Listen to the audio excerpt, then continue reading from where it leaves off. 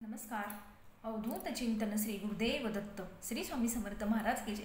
आपण आज स्वामी महाराजांचे 11 गुरुवारचे व्रत कसे करावे, का करावे आणि याची आपल्याला फलश्रुती काय मिळते हे आपण जाणून घेऊया. बघा, स्वामींचे 11 गुरुवार करण्याचे हे व्रत खूप शुभ मानलं जातं. म्हणजे तुमच्या मनातील ज्या कोणत्या इच्छा आहेत त्या लवकरात लवकर या पूर्ण होतात. बघा, आता तुमची इच्छा काय असू शकते, काही असू शकते. कुणाचं लग्न जमत नसेल किंवा कुणाला संतान नसेल, कुणाला स्वतःची वास्तू नसेल, प्रत्येकाची वेगवेगळी इच्छा असू शकते. जर तुम्हाला यातून बाहेर पडायचं असेल तर तुम्हाला महाराजांचे 11 गुरुवारचे व्रत करायचे आहे. याने तुमच्या मनातील सर्व इच्छा ज्या काय आहेत त्या पूर्ण होतील. बघा, आता ही पूजा मांडणी कशी करायची आहे. जर तुमच्याकडे जागा नसेल, रूम छोटी असेल, तर तुम्ही तुमच्या देवघरातच ही सेवा केली तरीही चालेल. जर तुम्हाला सेपरेट पूजा मांडणी करायची असेल तर ती पूजा मांडणी कशी करायची ही मी तुम्हाला सांगते. बघा, एक चौरंग मांडायचं आहे. चौरंगावर पिवळे वस्त्र हंतरून घ्यायचे आहे. त्यानंतर तुमच्याकडे स्वामी महाराजांचा फोटो असेल तर तो स्वच्छ पुसून घ्या आणि मूर्ती असेल तर मूर्तीला अभिषेक घालून घ्या.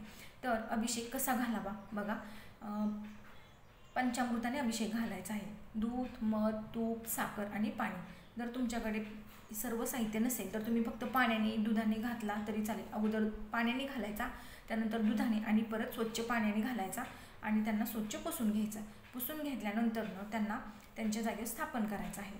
त्यानंतरनं त्यांना हिना अत्तर आणि अष्टगंध लावून घ्यायचा आहे. धूप दीप ओवाळून घ्यायचा आहे आणि त्यांना संकल्प करायचा आहे. आता संकल्प कसा करावा, बघा, उजव्या हातात तुम्हाला पाणी घ्यायचं आहे. अखंड 5-6 अक्षता घ्यायच्या आहेत आणि एक फूल घ्यायचं आहे. नंतरनं तुमचं महाराजांना पूर्ण नाव सांगून घ्यायचं आहे. नाव सांगितल्यानंतर तुमचं गोत्र सांगायचं आहे. आता गोत्र जर तुम्हाला माहीत नसेल तर तुम्ही काश्यप गोत्र सांगितलं तरीही चालेल. आणि नंतरनं ते पाणी एका ताम्हणात सोडायचं आहे. सोडलेलं पाणी तुम्हाला तुळशी मातेला न घालता एखाद्या फळझाडाला किंवा फुलझाडाला तुम्हाला घालून यायचं आहे. त्यानंतरनं तुम्हाला स्वामी चरित्र सारामृत या पोथीचं 1 ते 21 अध्यायापर्यंत पठण करायचं आहे.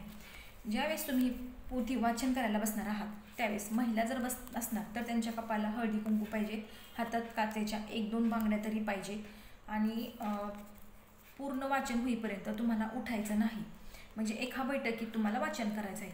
जर तुमचं लहान बाळ असेल तर तुम्हाला उठलं तरीसुद्धा चालेल. आणि जिथे तुम्ही वाचन करणार आहात तिथे तुम्हाला दिवा लावून घ्यायचा आहे. म्हणजे आपण जी सेवा करणार आहोत ती अग्निदेवतेच्या साक्षीनेच आपण करणार आहोत.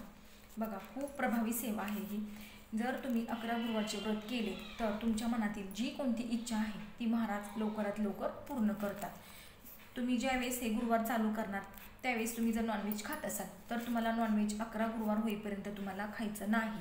तुम्हाला ते वर्ज्य करायचं आहे. बघा, मग कुणाला 3 महिने लागतील पूर्ण व्हायला, कुणाला 4. ज्यावेळेस तुम्हाला मासिक धर्म येईल त्यावेळेस तो गुरुवार त्याच्यात धरायचा नाही. त्या दिवशी तुम्हाला परान्न खायचं नाही. आणि तुम्ही गुरुवार धरल्या दुसऱ्याच्या घरी गेलाय वाचन केले तसं तुम्हाला चालणार नाही. तुम्हाला तुमच्या वास्तूमध्येच तुम्हाला वाचन करायचं आहे. जर तुम्ही भाड्याने राहत असाल, म्हणजे भाडेकरी राहत असाल तुम्ही, तर तुम्ही त्या वास्तूसुद्धा तुम्ही करू शकता. कारण तुम्ही पैसे देता, तुम्ही फुकट राहत नाही. पण तुम्ही दुसऱ्याच्या घरात गावाला गेलाय, माहेरी गेलाय, आणखी कुठे गेलाय, तिथे केलेलं जमणार नाही. तुम्ही जिथे राहता तिथेच तुम्हाला करायचं आहे. बघा, ह्याचे फळ तुम्हाला लवकरात लवकर मिळून जाईल. आणि उद्यापन कसे करायचे तर तुम्ही शेवटच्या गुरुवारी वाचन आरती महाराजांची झाल्यानंतरनं तुम्हाला काय करायचं आहे, 1 सवासीन घालायचे आहे. 5 घातल्या तरीही चालेल, 1 जोडपं घातलं तरीही चालेल आणि 5 मुले घातली तरीसुद्धा चालतील. तुम्ही तुमच्या ऐपतीनुसार अन्नदान करू शकता. म्हणजे बघा, तुम्ही भात भाजी केली किंवा शिरा केला तरीही चालेल. त्यानंतरनं तुम्ही आणखी काही तुम्ही करू शकता. प्रत्येक गुरुवारी तुम्हाला महाराजांना तुम्ही जे खाता ते तुम्हाला नैवेद्य ठेवायचं आहे महाराजांना. आणि नैवेद्यात तुम्हाला एक तुळशीपत्र ठेवायचं आहे. तुम्ही जे खाता ते त्यांना ठेवा. फक्त त्यात कांदा लसूण तुम्ही घालायचं नाही. संध्याकाळी तुम्ही महाराजांची आरती करू शकता. वाचन झाल्यानंतरनं महाराजांची कुठलीसुद्धा आरती केली तरी चालेल. खूप सोपी सेवा आहे. सगळ्यांनी करून बघा आणि ह्याचा अनुभव घ्या. तर केलेली सेवा श्री स्वामी चरणार्पण. व्हिडिओ आवडल्यास लाईक, शेअर आणि सबस्क्राईब करा. तोपर्यंत तुम्हाला सर्वांना श्री स्वामी समर्थ.